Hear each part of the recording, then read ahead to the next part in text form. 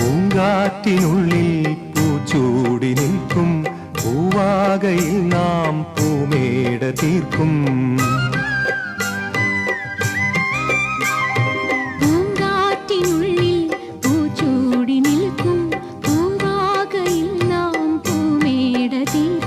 പുണരും പുതുവെയിലിൻ പുലരിക്കൂടിൽ പടരും നറുമലരിൻ ഇതളിൻ ചൂടിൽ